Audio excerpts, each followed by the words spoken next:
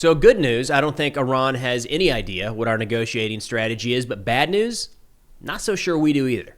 I mean, just in the last 24 hours, a New York Post article ran where administration insiders said that Steve Witkoff is in over his head. He has no idea what he's doing in these negotiations. The response to that from some MAGA leadership, namely Charlie Kirk and Donald Trump Jr., was that this is a deep state hit piece designed to undermine the president and lead our country to war.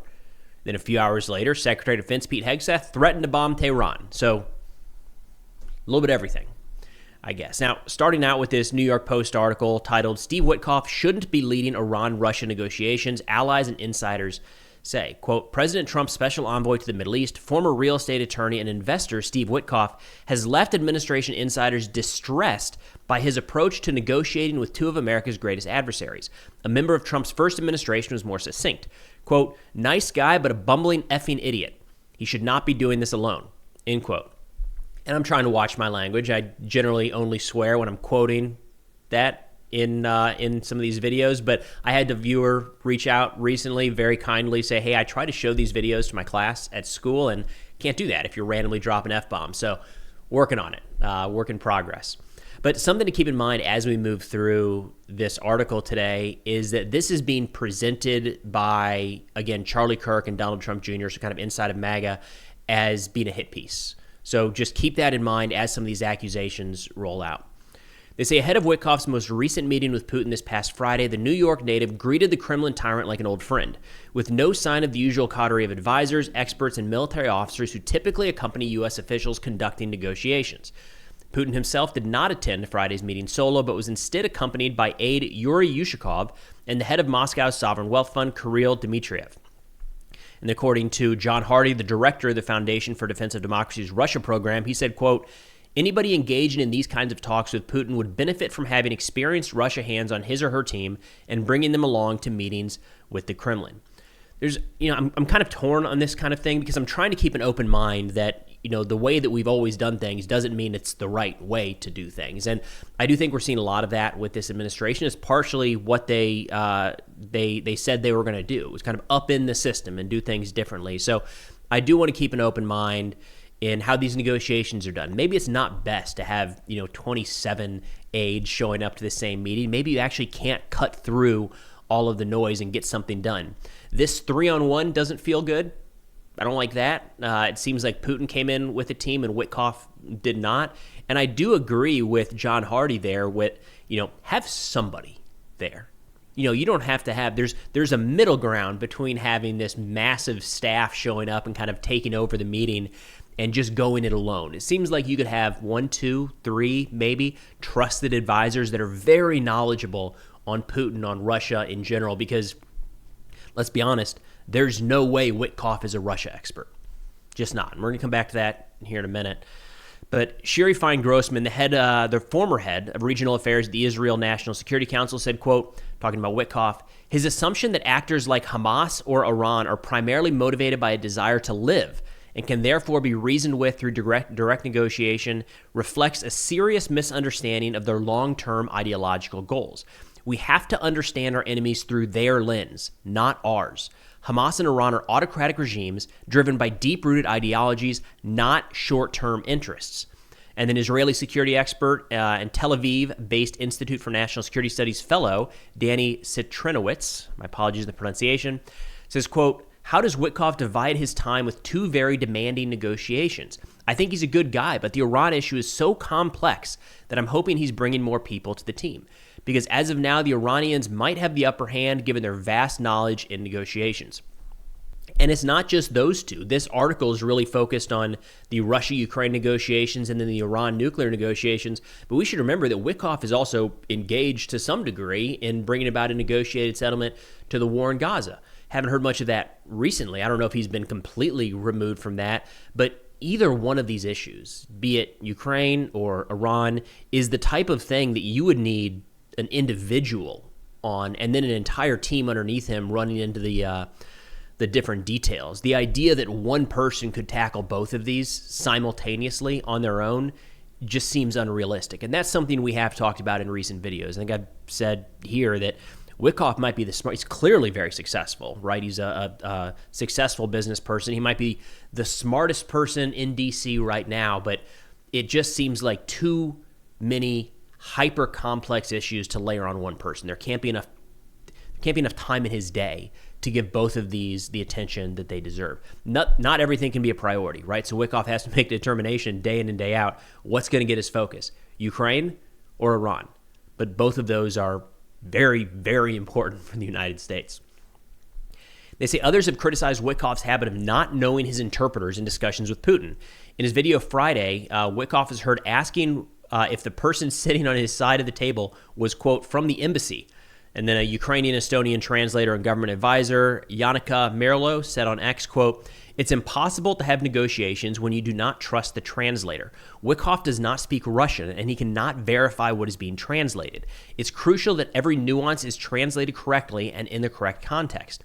No politician goes to negotiations in hostile environment, what Russia is supposed to be, without his translator. You do, you really trust the other party, or unless you are not competent. Unless you don't care, it beats me, but something is off."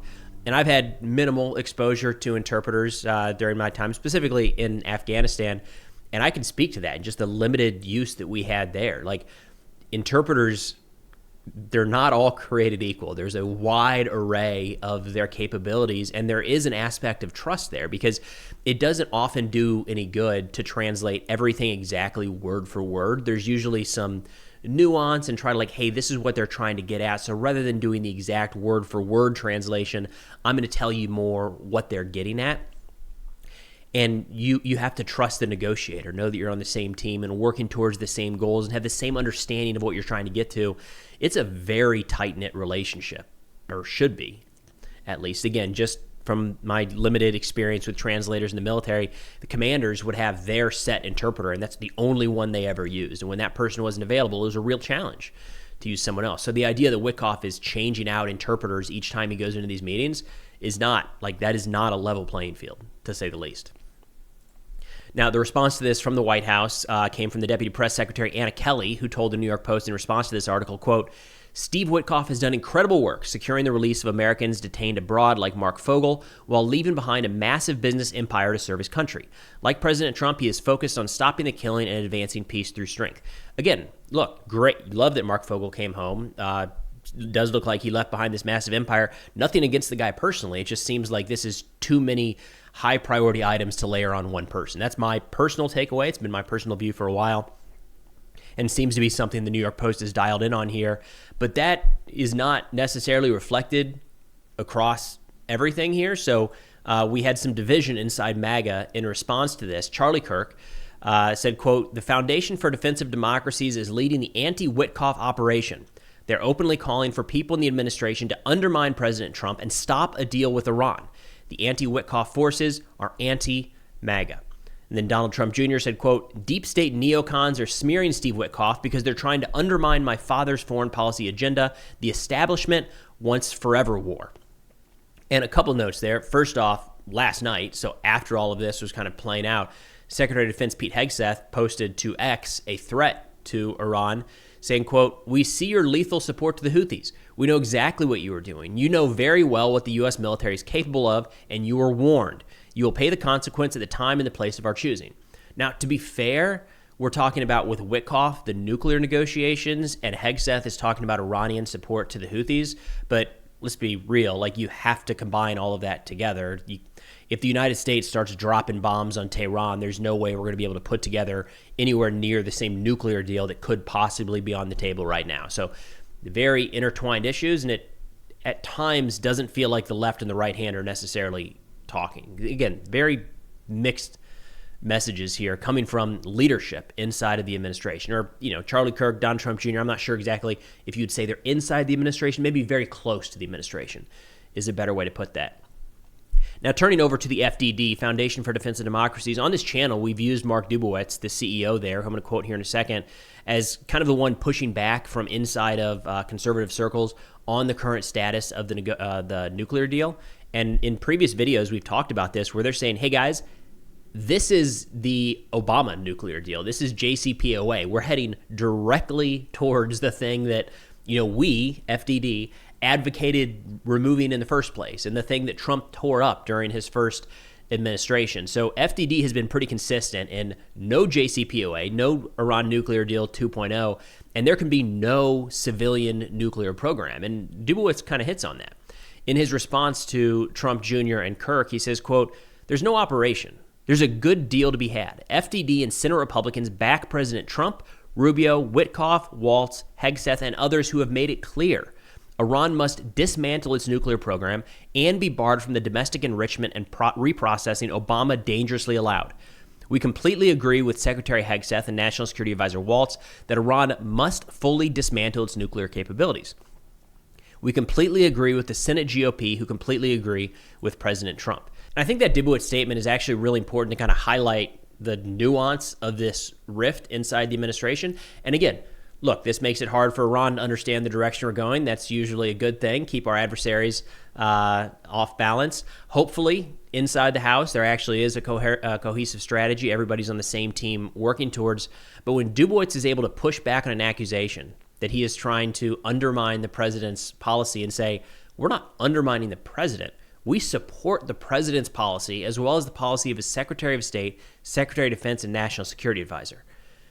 The reason he can do that is because we've seen kind of a shifting in what these policies actually are over the course of the last couple of weeks and months. So again, tough for Iran to figure out what exactly is going on there. Hopefully inside the White House or inside the administration, there is a more clear path as to what we're actually looking for. But nonetheless, I thought it was worth highlighting this today.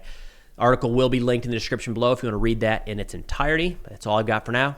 Thanks for watching, and I'll see you all next time.